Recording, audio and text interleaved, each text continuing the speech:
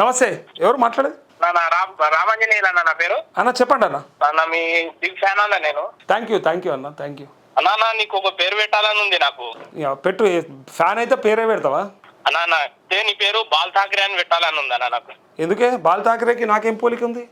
అన్న ఆయనలో ధైర్యము, గుండె ధైర్యము నీలో. ఆయన కూడా సదా జర్నలిస్ట్ కదన్నా. ఆయనకున్న గడుతు నీలో కనిపిస్తున్నాయి అన్న మాకు. అన్న మంచిగా చూస్తుంటారన్న, బాగా నేను చూస్తుంటాను, ఈ లైవ్ మొత్తం చూస్తుంటానా అన్న. అంత ఏదున్నా కుండ బద్దలు కొట్టినట్టు మాట్లాడతారన్న మీరు. అన్న అంత బాగుందన్నా. ప్రతి విషయం కూడా చూస్తుంటానా నేను. అన్న ఇంకా లైవ్ లో మరి లైవ్ లో మొత్తం ప్రజలంతా వింటారు అన్న. మాది మహేశ్వరమే, సబితా మేడం కాన్వెన్సీ అన్న. ఓకే, ఏం చేస్తారు మీరు? నేను బిజినెస్ చేస్తానా, రియల్ ఎస్టేట్ చేస్తా అన్న. ఓకే, ఎట్లుంది రియల్ ఎస్టేట్? ఏముందన్నా మొత్తం ఆగమాగం ఉంది. మా ఊర్లో టిఆర్ఎస్ గవర్నమెంట్ ఉన్నప్పుడు 2 కోట్లు ఉండే మెయిన్ రోడ్ పోటీ. ఇప్పుడేమో 1,50,00,000 అనగానే ఎవడు వస్తలేడు. ఆగమాగం అయిపోయిందన్న. ఉందిలే పరిస్థితి. అంటే అది రేటు బాగా పెరిగి ఆగిందో తెలియదు, లేకపోతే ప్రభుత్వ విధానాలలో ఏమన్నా లోపం ఉంటే రియల్ ఎస్టేట్ ఆగిపోయిందో తెలియదు, కానీ మొత్తానికైతే రెగ్యులర్ గా నడవాల్సినటువంటి ట్రాన్సాక్షన్స్ ఏవైతే ఉన్నాయో ఆగిపోయినాయి. గతంలో కంటే ఆగిపోయినాయి. అంతకంటే ముందు కొంచెం స్పీడప్ ఉంటుండే, కొంచెం స్పీడ్ గా ఉంటుండే ట్రాన్సాక్షన్స్, రెగ్యులర్ గా ఇటు అటు అమ్మకాలు కొనుగోలు అవి ఉంటుండే. అవైతే బంద్ అయిపోయినాయి. నాకు ఒక పెద్ద మనిషి కలిసిండు ఇలా పొద్దున వాకింగ్ లా, పార్క్ లో మార్నింగ్ వాకింగ్ లా కలిసిండు. అంటే నాకు కొంచెం అన్నలాంటోడు. ఆయన మాటల మాట ఆయన ఏం చెప్తాడంటే, నేను గత 10 ఏళ్ళల్లో ఎట్లయితే అమ్మినా, ఎట్లయితే ప్లాట్లు అవి ఇవి ఎట్లయితే బాగా సేల్ చేసినో, ఎంత బిజీ అయితే ఉండేనో, ఈ 2.5 ఏళ్ళల్లో నేను ఒక సింగిల్ ప్లాట్ అమ్మలేదని చెప్పిండు. సింగిల్ డైరెక్ట్ చెప్పిండు. అదేంది రేవంత్ రెడ్డి తప్పెట్లయితుంది అని నేను అడిగినా. రేవంత్ రెడ్డి తప్పెట్లయితుంది, రేవంత్ రెడ్డి మిస్టేక్ కాదు కదా. ఇప్పుడు రియల్ ఎస్టేట్ నడవకపోవడానికి రేవంత్ రెడ్డికి ఏంది సంబంధం అని అడిగినాడు. ప్రభుత్వ విధానాలలో ఏముంటది అంటే, లేదు నేను గతంలో 4-5 ఏళ్ళలో ఎంత బ్రహ్మాండంగా అయితే చేసినామో బిజినెస్, ఈ 2 ఇయర్స్ నుంచి నేను సేల్ చేయలేకపోతున్నామని చెప్తున్నారు. సో నేను అడుగుతాను ఏంటంటే, ప్రభుత్వ విధానాల్లో ఎక్కడ లోపం ఉన్నది, ఎక్కడ మిస్ అయింది? ఇప్పుడు మనం ఆల్రెడీ చామల కిరణ్ కుమార్ రెడ్డి ఇంటర్వ్యూ కూడా చేసినాం మనం, ఎంపీ. ఆయన కూడా ఏం చెప్పాడంటే, హైడ్రా వల్ల నష్టం లేదు, హైడ్రా వల్ల మేము చాలా కాపాడుతున్నాం, లక్షల కోట్లు కాపాడుతున్నాం అని చెప్తుంటే, అది ప్రజలకు ఉపయోగపడేదే కదా, మీరు ఎందుకు అర్థం చేసుకుంటలేరు, దీన్ని ఎందుకు డైవర్ట్ చేస్తున్నారు అని చెప్పంటా ఉన్నారు. అంటే మీరేం చెప్తారు? అంటే రెగ్యులర్ గా అంటే మార్కెట్ లో చూస్తున్నారు కదా, పరిస్థితి ఎట్లుంది? ఏం లేదన్నా, ఎవరు వస్తలేరు. ఏమన్నా సడన్ గా 10 గుంటలు అమ్ముకొని మా పాపల పెళ్లి చేద్దామన్నా గానీ అడ్డికి పావుసారు అడుగుతురన్నా. మాదొచ్చి కనుకూరు మండలం అన్న, మురళీనగర్. ఓకే, కార్తీకాన్ని నెంబడి ఉంటుంటానా.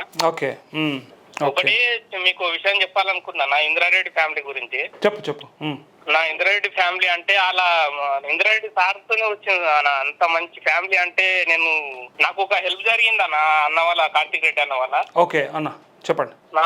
నా బాబు పుట్టినప్పుడు బ్రెయిన్ లో బ్లడ్ స్టార్ట్ అయిన ఉండేనా. ఓకే, అయితే జూబ్లీస్ అపోలో తీసుకుపోయినా. అపోలో తీసుకోతే నాకు ఇక్కడ నుంచి అక్కడ పోయినప్పుడు నైట్ లో ఎవరు ఫోన్ చేయాలనుకుంటే నాకు ఫ్రెండ్స్, నేను అప్పుడు కార్తీక్ అన్న గ్యాస్ వచ్చి అన్నకు ఫోన్ చేశాను. నైట్ 2 గంటలకు వచ్చిండు అన్న హాస్పిటల్ కి.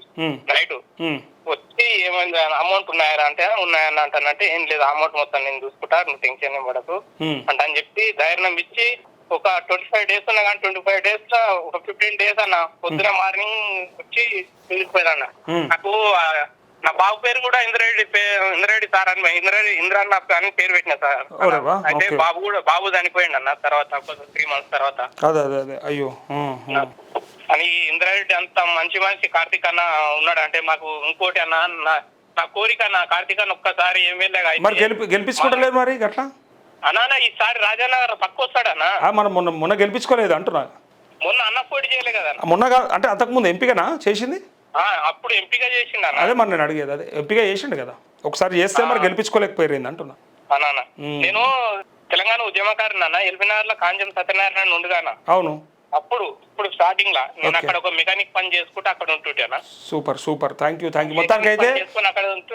మొత్తానికైతే నన్ను బాల్ ఠాకరేతో పోల్చినావు. మంచి జర్నలిస్ట్, ఆయన మంచి జర్నలిస్టు, కార్టూనిస్టు. ఆ తర్వాతనే కదా ఆయన శివసేన పెట్టి ఆ స్థాయికి తీసుకొచ్చిండు. ఉన్నట్టు సుత్తి లేకుండా మాట్లాడడం ఆయనకు. ఇప్పుడు హిందుత్వం అంటే ఇప్పుడు లేగుతున్నా, ఇది బీజేపీ వాళ్ళ కన్నా ముందు హిందుత్వం లేపిన పెద్ద మనిషి. అది అందరికీ దేశమంతా చూసింది కదా. దేశం అందరికీ ఇయ్యాలి. ఇప్పుడు వెనకకెళ్ళి వచ్చి మస్తుగా చేసినాం అని చెప్పేటోళ్ళు మత్తుకుంటారు.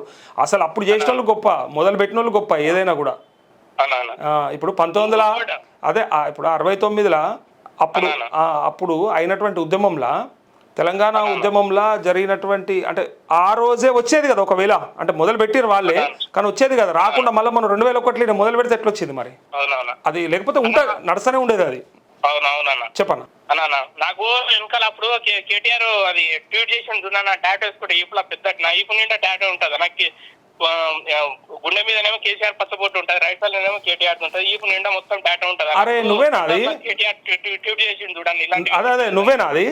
నేనే అన్నా. Okay super. కానీ ఇంకోటి, నేను అప్పుడప్పుడు కేసీఆర్ కేటీఆర్ కూడా తిడతా, మరి నాకెందుకు ఫోన్ చేసినావు? మీ వాళ్ళు తిడతారేమో నేను. అన్నా నువ్వు ఉన్నది ఉన్నట్టు చెప్తావే, కేసీఆర్ ఉన్నది ఉన్నట్టు చెప్తావే. ఉన్నది ఉన్నట్టు చెప్తా కానీ కొంతమందికి నచ్చదా? మా సార్ అంటాడా? అన్నా మీరు ఎంత అందులోనూ కొద్దిగా ఉన్నది ఉన్నట్టు కొద్దిగా మాట్లాడి అందులో కూడా కొద్దిగా ఉంటదన్న. కాకపోతే మా వాళ్ళు ఎందుకు తప్పు చేసిర్రు అంట నా మాట అన్నావు కరెక్టే. కొద్దిగా మన కేటీఆర్ అని మా రామన్న కూడా చెప్పిండు. బరాబర్. నేనేమంటా ప్రజల్లో ఉన్నది చెప్పేటోడు మొగోడు. కానీ మీరు ఇక పార్టీ కోసానికి పార్టీ నాకేమన్నా ఇస్తుందా? అయింది నాకన్నా ముళ్ళలు పంపుతారైంది మీరేమన్నా? మరి అట్లుండదు కదా. నాకు పార్టీకి సంబంధం లేదు. రేపు పొద్దున మళ్ళా అధికారంలోకి వచ్చిన వెంటనే మొదటి రోజు నుంచి మళ్ళీ వీళ్ళ మేనిఫెస్టోని వీళ్ళ హామీలను అడుగుడే. ఎవరైతే అయింది నాకు. అంతకుముందు కేసీఆర్ని అడిగినా ఇప్పుడు రేవంత్ రెడ్డిని అడుగుతున్నా. మళ్ళీ రేపు ఎవరు వస్తారు? బీజేపీ వాళ్ళు వస్తే బీజేపీ వాళ్ళని అడుగుతా. అది నా డ్యూటీ అంటున్నాను. అనేది నేను జర్నలిజం ఎంచుకున్న తర్వాత అది నా డ్యూటీ. అంతేకాని పార్టీల కోసం అంటే పార్టీ పెట్టియలేదు కదా నాకేమి.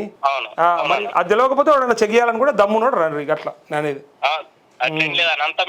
నువ్వంటలేను ఎవరన్నా అన్న అటు ఉంది కొంచెం నీది ఇటు వంగింది అటు వంగింది అంటారు కదా, దమ్ముంటే రావాలి ఎవడన్నా. అట్లేం లేదన్న, ఉన్నది ఉన్నట్టు మాట్లాడతారన్న మీరు. అందుకని మీ పేరు బాలసాబ్. థ్యాంక్ యూ అన్న, థ్యాంక్ యూ రామకృష్ణ. ఇంకోటి అన్న చెప్పే, ఆ రోజు ఈ రోజులలో ఏదో 5,000 10,000 ఇస్తే అది పేపర్ స్టేట్మెంట్ ఇచ్చుకుంటారు. ఆ రోజు నాకు అన్న 15 లక్షలు ఇచ్చినా కానీ నాన్న ఇట్లా బయట ఏమన్నా చేద్దామన్నా వద్దురా, ఇలాంటి వద్దు, ఏం బయట కాదు, నేను ఇచ్చిన నీకు తెలియదు, ఇలాంటి బయట పెట్టు, దాన్ని 15 లక్షలు ఇచ్చి అమౌంట్ హాస్పిటల్ అమౌంట్ కట్టినా కానీ బయట చెప్పొద్దని అని చెప్పిన. ఈ రోజులలో 5,000 ఇస్తే పేపర్ స్టేట్మెంట్ తీసుకుంటారు అన్న. కరెక్ట్. కానీ ఇంద్రారెడ్డికి 5,000 కాదే, నేను కొన్నిసార్లు చూస్తా 25 కిలోల బస్తా బియ్యం బస్తా ఇచ్చి పేపర్లు వేపించుకుంటారు. 25 కిలోలది 1,200 రూపాయలు ఉంటుంది. అది ఇచ్చి కూడా ఆడికి పోయి దినాల కాడికి ఆడికిడికి పోయి అట్లా చేస్తారు. ఇక సరిగా అది చూసి కొంతమందికి ఇన్స్పిరేషన్ అని ఒక వర్గం వాదిస్తుంది. లేదు ఏమగా చేసేది ఎడమసేది చేసేది కుడిసేది చేసేది ఎడమసేది తెలియద్దు అని అంటారని కొంతమంది వాదిస్తారు. అది ఎవరి లెక్క వాది. సరే అన్న, ఓకేనా? సికింద్రాబాద్ బ్రదర్, సికింద్రాబాద్. నేను చెప్తాను నీకు అడ్రస్ పెడతా, వాట్సాప్లో ఒకసారి పెట్టు, నేను వచ్చి కలుద్దాం మేడం. కలిసి ఛాయ్ తాగుదాం. Okay right. నాకు ఛాయ్ అలవాట్లేదు కానీ నీకోసం ఏమన్నా తాగుతా, కూల్ డ్రింక్ అని ఏమన్నా. రైట్. ఎందుకంటే నిన్ననే చెప్పిన నేను నాకైతే అలవాట్లేదని, మళ్ళీ ఎవరికన్నా ఒకరికి డౌట్ వస్తుంది, గుర్తొస్తుంది.